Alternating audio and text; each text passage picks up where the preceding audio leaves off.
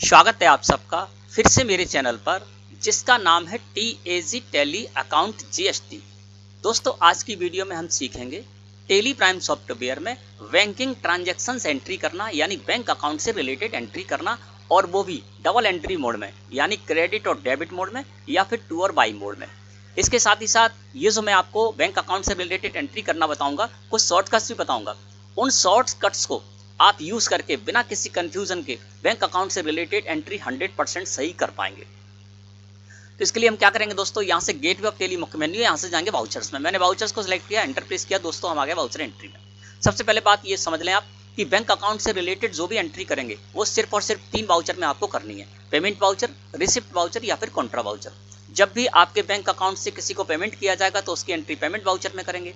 जब भी आपके बैंक अकाउंट में पैसा रिसीव होगा तो उसकी एंट्री आप रिसिप्ट वाउचर में करेंगे। और इसके साथ ही साथ कैश डिपॉजिट, कैश विड्रॉल और आप ही की फर्म के एक से अधिक बैंक अकाउंट हैं, उनमें आपस में ट्रांजैक्शन करते हैं तो इसकी एंट्री करेंगे आप कॉन्ट्रा वाउचर में। तो यहाँ पर मैंने F5 प्रेस कर दिया तो देखिए पेमेंट वाउचर हमारे सामने इस तरह से ओपन होकर आ गया, और यहाँ पर हमको देखिए बाय लिखा हुआ मिल रहा है। यानी ये जो पेमेंट वाउचर ओपन हुआ है ये डबल एंट्री मोड में है, और डबल एंट्री मोड में भी ये टू और बाई मोड में यहाँ पर ओपन होकर आ रहा है ना। तो F6 प्रेस करेंगे तो रिसिप्ट वाउचर भी आपको इसी तरह से दिखाई देगा, है ना, डबल एंट्री मोड में। और यहाँ पर टू और बाई मोड में आप इसमें एंट्री कर सकते हैं। टू यहाँ पर लिखा हुआ है, आगे चलेंगे तो बाई भी हमें यहाँ पर शो होने लगेगा ना। इसी तरह से हम F4 प्रेस करते हैं कॉन्ट्रा वाउचर, तो ये भी टू और बाई मोड में ओपन होकर आ रहा है। इन तीनों वाउचर की दोस्तों एक साथ सेटिंग होती है, एक में जो आप सेटिंग करेंगे वही तीनों वाउचर में सेटिंग हो जाएगी।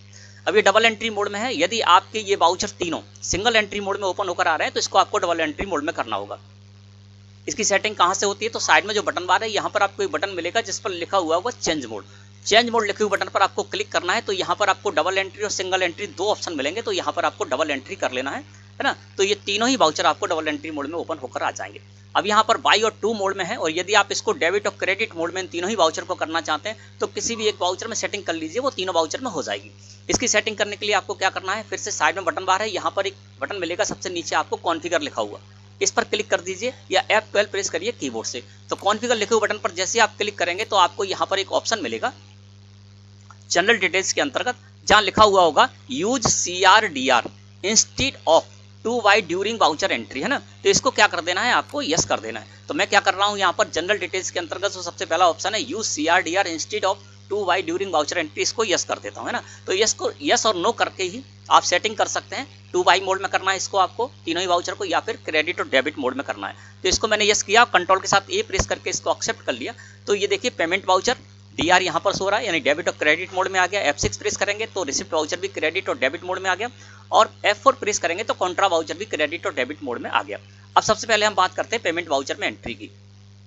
तो पेमेंट वाउचर एंट्री में जब भी दोस्तों आप डबल एंट्री मोड में एंट्री करेंगे तो आपको ये ध्यान रखना है, यानी इसमें कौन सी एंट्री आएंगी, जो आपके बैंक अकाउंट से किसी को पेमेंट किया गया है। तो यहाँ पर देखिए पर्टिकुलर में सबसे ऊपर डेबिट लिखा हुआ है और साइड में लिस्ट ऑफ लेजर अकाउंट आ गए। तो यहाँ पर क्या करना है, हमेशा आपको जब भी आप पेमेंट वाउचर में एंट्री करेंगे डबल एंट्री मोड में, तो हमेशा क्या करना है, आपको जो पहला ऑप्शन यहाँ पर आ रहा है डेबिट का, तो यहाँ पर आपको उस पार्टी का लेजर लगा देना जिसको कि आप पेमेंट करने जा रहे हैं, और आपको कुछ भी याद नहीं रखना है।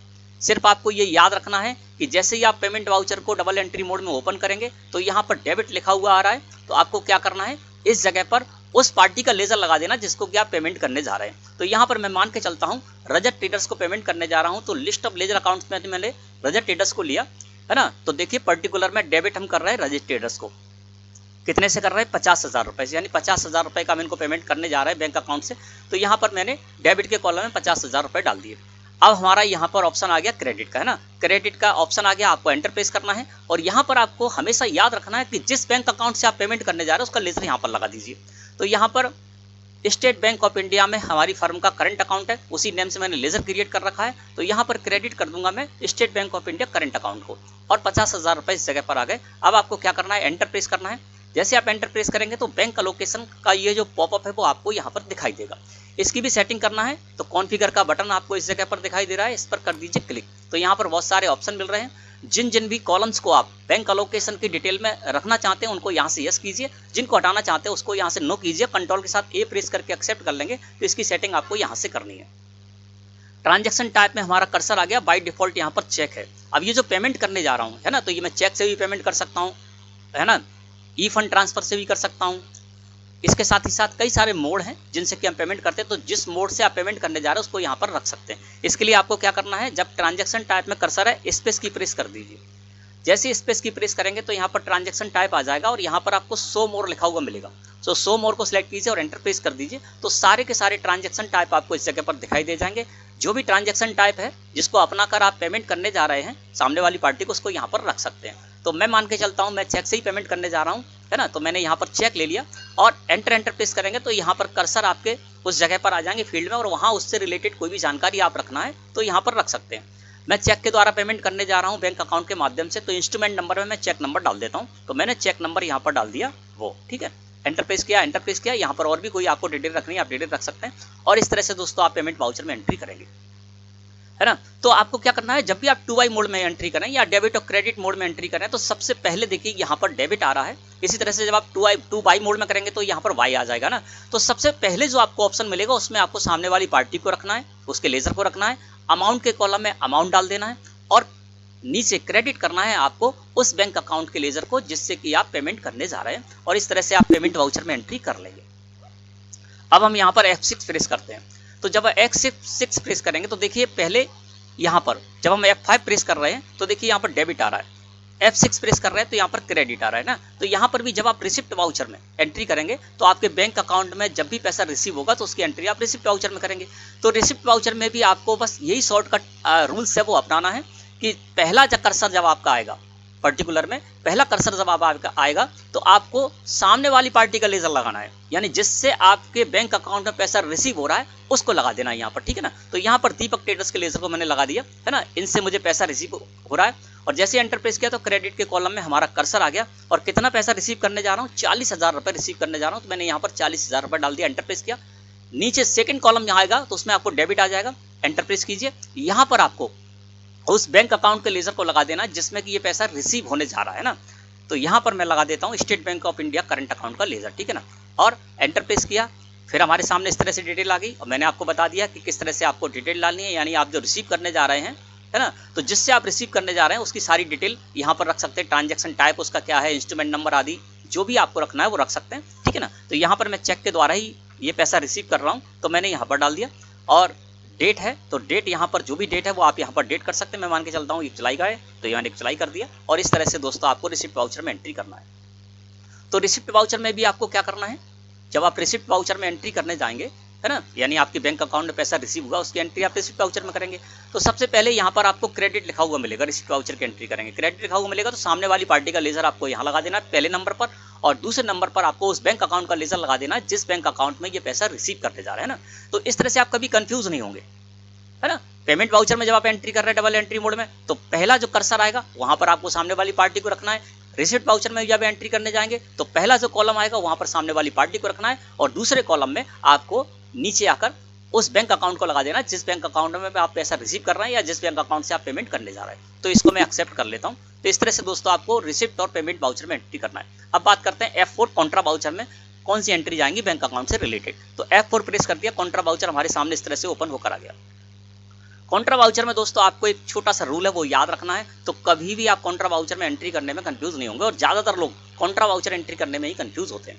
कॉन्ट्रा वाउचर एंट्री करते समय आपको ये ध्यान रखना है, देखिए पहले तो 3 एंट्री जाएंगी इसमें। सबसे पहले कैश डिपॉजिट की एंट्री जाएगी, यानी आपकी फर्म आपकी जो कंपनी है उसके पास कैश आया और उस कैश को ले जाकर बैंक में डिपॉजिट किया, तो ये कैश डिपॉजिट की एंट्री हो जाएगी। दूसरी आती है कैश विड्रॉल की एंट्री, यानी कंपनी के पास पैसा नहीं है कैश में और उसको किसी को कैश देना है ना, तो क्या करेगा, बैंक अकाउंट से निकाल कर लाएगा। तो बैंक अकाउंट से जब पैसा निकाल कर कंपनी में या फर्म में लाया जाता है कैश निकाल कर, तो उसको बोलते हैं कैश विड्रॉल। इसके अलावा हमारी फर्म के 1 से अधिक बैंक अकाउंट हैं, उनमें आपस में फंड को ट्रांसफर किया जा रहा है, तो इसकी एंट्री भी आप कॉन्ट्रा वाउचर में करेंगे। अब यहाँ पर आपको छोटा सा रूल याद रखना है कि जो भी एंट्री आप करने जाएंगे, चाहे कैश डिपॉजिट की एंट्री करने जाएं, चाहे कैश विड्रॉल की एंट्री करने जाएं, चाहे आप ही की फर्म के 1 से अधिक बैंक अकाउंट हैं उनमें फंड ट्रांसफर की एंट्री करने जाएं, तो जो 2 लेजर के बीच में आप ट्रांजेक्शन कर रहे हैं, है ना, 2 लेजर के बीच में जो आप ट्रांजेक्शन कर रहे हैं, 2 लेजर के बीच में जो आप एंट्री करने जा रहे हैं, उस एंट्री के बाद जिस भी लेजर का बैलेंस कम होगा, घटेगा, उसको आपको क्रेडिट में रखना है, और जिसका बैलेंस बढ़ेगा उसको आपको नीचे दूसरा कॉलम आएगा डेबिट, उसमें आपको रखना है। तो सबसे पहले बात करते हैं कैश डिपॉजिट की एंट्री। देखिए दोस्तों, जब आप कैश डिपॉजिट की एंट्री करने जाएंगे तो दो लेजर यहाँ पर इन्वॉल्व होगा इसमें, एक कैश का लेजर और एक बैंक अकाउंट का लेजर, ठीक है ना। तो हम क्या करने जा रहे हैं, कैश डिपॉजिट करने जा रहे हैं। तो जब हम कैश डिपॉजिट करने जा रहे हैं तो बैलेंस किसका घटेगा, कैश के लेजर का घटेगा और बैंक के लेजर का बढ़ेगा। तो जिसका भी लेजर जो आप है ना, जिस लेजर का बैलेंस घटेगा वो आपको क्रेडिट में लगा देना, ठीक है ना। तो यहाँ पर क्या होगा, कैश के लेजर का बैलेंस जो है वो घटेगा, तो हम लगा देते हैं यहाँ पर कैश का लेजर। और इसके बाद हम क्या करेंगे, हमारा कर्सर आ गया क्रेडिट में। क्रेडिट कॉलम में जब कर्सर आ जाएगा तो यहाँ पर जो हम कैश डिपॉजिट करने जा रहे हैं वो कितना कैश डिपॉजिट करने जा रहे हैं वो अमाउंट यहाँ पर डाल देते हैं। मान ली 50,000 रुपये में यहाँ पर जो है वो कैश डिपॉजिट करने जा रहा हूँ, एंटर प्रेस करूंगा। डेबिट में हमारा कर्सर आ गया, एंटर प्रेस करेंगे। अब आपको क्या करना है, जिस भी बैंक अकाउंट में आप इस कैश को डिपॉजिट करने जा रहे हैं उसका लेजर यहाँ पर लगा दीजिए। तो यहाँ पर मैं लगा देता हूँ state bank of India current account का लेजर, है ना। और इस तरह से यहाँ पर भी इससे रिलेटेड जो भी एंट्री में आपको जरूरत है वो आप यहाँ पर डिटेल डाल सकते हैं। इसके अलावा जब आप कैश डिपॉजिट करने जा रहे हैं तो उसमें कौन कौन से नोट कितनी कितनी मात्रा में है वो आप यहाँ पर लगा सकते हैं। और इसके बाद इसको इस तरह से रिकॉर्ड में रख सकते हैं कि जब आप कैश डिपॉजिट करने के लिए गए थे तो वहाँ पर कौन कौन से नोट कितनी कितनी क्वांटिटी में थे, ठीक है ना। तो क्या करना है, जब आपको कैश डिपॉजिट की एंट्री करना है ना, छोटा सा रूल है, कैश डिपॉजिट की एंट्री करने जा रहे हैं तो दो लेजर कौन से इन्वॉल्व हो रहे हैं, कैश का लेजर और एक state bank of India current account का लेजर, ठीक है ना। अब इसमें क्या करना है, किसका बैलेंस घटेगा, जब हम कैश डिपॉजिट करने जाएंगे तो स्वाभाविक है कैश का लेजर जो है ना उसका बैलेंस घटेगा और state bank of India current account है उसका लेजर बढ़ेगा, उसका जो बैलेंस है वो बढ़ेगा। तो घटा जिसका भी बैलेंस घटेगा एंट्री में, है ना, एंट्री करने के बाद जिसका बैलेंस घटेगा उसको आपको क्रेडिट में रखना है और जिसका बढ़ेगा उसको आपको डेबिट में रखना है। और इस तरह से आपको कैश डिपॉजिट की एंट्री कर लेनी है। अब दूसरी एंट्री दोस्तों हमारी होगी कैश विड्रॉल की। कैश विड्रॉल में भी आपको यही ध्यान रखना है कि कैश विड्रॉल की जब आप एंट्री करेंगे तो जिस लेजर का बैलेंस घटेगा उसको आपको क्रेडिट करना है और जिसका बढ़ेगा उसको आपको डेबिट करना है, ठीक है ना। अब कैश विड्रॉल का मतलब क्या है कि हमारी जो फर्म है, हमारी जो कंपनी है, उसको कैश की जरूरत पड़ी तो बैंक से कैश निकलकर कंपनी में आ रहा है। तो इसमें क्या होगा कि जब हम कैश विड्रॉल करने जा रहे हैं तो कैश विड्रॉल की जब एंट्री करने जा रहे हैं तो उसके बाद क्या होगा कि हमारे जो कैश का बैलेंस है, कैश लेजर का जो बैलेंस है वो बढ़ेगा और जिसका है ना बढ़ेगा और घटेगा किसका, बैंक अकाउंट का। बैंक अकाउंट का जो बैलेंस है वो घटेगा। तो क्रेडिट में आपको क्या करना है, हमेशा जिस लेजर का बैलेंस घटेगा उसको आपको क्रेडिट में रखना है। तो यहाँ पर हम क्रेडिट करेंगे किसको, बैंक को, अकाउंट को, है ना। तो यहाँ पर स्टेट बैंक ऑफ इंडिया को मैंने क्रेडिट किया और 1 लाख रुपए, मान लीजिए यहाँ पर 70,000 रुपए मैं कैश विड्रॉल करने जा रहा हूँ तो क्रेडिट में मैंने 70,000 रुपये यहाँ पर डाला और यहाँ पर इससे रिलेटेड जो भी डिटेल है वो आप डिटेल डाल देंगे। अब डेबिट में हमारा कर्सर आ गया, एंटर प्रेस करेंगे। अब यहाँ पर दूसरा लेजर कौन सा, कैश का लेजर है, तो कैश का लेजर मैंने यहाँ पर लगा दिया और इस तरह से कैश विड्रॉल की एंट्री करेंगे, है ना। तो दोस्तों आपको समझ में आ गया होगा कि कैश विड्रॉल की जब हम एंट्री करेंगे तो दो लेजर इसमें इन्वॉल्व होंगे, एक कैश का लेजर और एक उस बैंक अकाउंट का लेजर जिससे कि हम विड्रॉल करने जा रहे हैं। अब जब हम ये एंट्री करेंगे, है ना, तो इस एंट्री का परिणाम क्या होगा कि जो हमारा बैंक अकाउंट का बैलेंस है वो घटेगा और कैश का बढ़ेगा। तो जिसका घटेगा उसको लेजर को हमने क्रेडिट में लगा दिया और जिसका बढ़ेगा उस लेजर को मैंने डेबिट में लगा दिया और इस तरह से यहाँ पर मैंने कैश विड्रॉल की एंट्री कर ली। तीसरी एंट्री हमारी कौन सी रहेगी, काउंटर वाउचर में जो जाएगी वो जाएगी हमारी फर्म के एक से अधिक बैंक अकाउंट है उनमें आपस में फंड को ट्रांसफर किया जा रहा है। इसमें भी आपको यही रूल याद रखना है, जो दो बैंक अकाउंट के लेजर हैं उनके बीच में आप ट्रांजेक्शन करेंगे और उस ट्रांजेक्शन के बाद जिस भी बैंक अकाउंट का जो बैलेंस है वो घटेगा उसको आपको क्रेडिट में लगाना है और जिसका बढ़ेगा उसको आपको डेबिट में लगाना है। अब इसमें हम क्या करने जा रहे हैं, स्टेट बैंक ऑफ इंडिया जो अकाउंट है उससे आईडीबीआई बैंक में हमारा जो अकाउंट है उसमें फंड को ट्रांसफर करने जा रहे हैं। यानी स्टेट बैंक ऑफ इंडिया से आईडीबीआई बैंक में 1 लाख रुपए हम फंड का ट्रांसफर करने जा रहे हैं। तो क्या होगा, स्टेट बैंक ऑफ इंडिया से आईडीबीआई बैंक अकाउंट में, तो स्टेट बैंक ऑफ इंडिया का जो बैलेंस है वो घटेगा क्योंकि इससे हम आईडीबीआई में फंड ट्रांसफर करने जा रहे हैं। तो जिसका घटेगा वो लेजर हम लगा देंगे यहाँ पर क्रेडिट में, है ना। 1 लाख रुपए मैंने अमाउंट डाला और इस तरह से इस एंट्री को करेंगे, है ना। अब डेबिट में हमें क्या करना है, आईडीबीआई बैंक का लेजर लगा देंगे।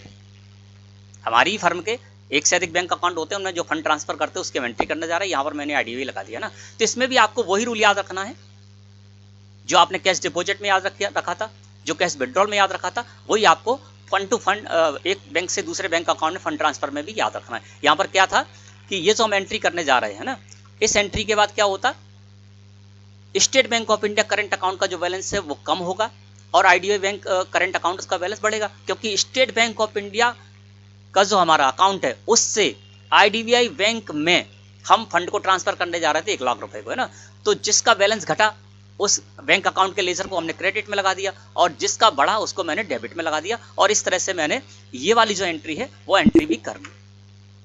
तो इस तरह से ये जो छोटा सा शॉर्टकट्स है इसको आप यूज करके और बेहद आसानी के साथ बैंकिंग ट्रांजैक्शन से एंट्री, जो रिलेटेड एंट्री है, बैंक अकाउंट से रिलेटेड जो एंट्री है वो आप कर सकते हैं। कभी कंफ्यूज नहीं होंगे और हमेशा 100% सही एंट्री कर पाएंगे। क्रेडिट और डेबिट मोड मैंने बता दिया, इसी तरह से आप टू और बाई मोड में करेंगे तो सेम टू सेम उसमें भी ऐसा ही होगा। तो मैं समझता हूँ आज का जो वीडियो था वो आपको अच्छे समझ में आ गया होगा। वीडियो अच्छी लगी हो तो लाइक करें। धन्यवाद।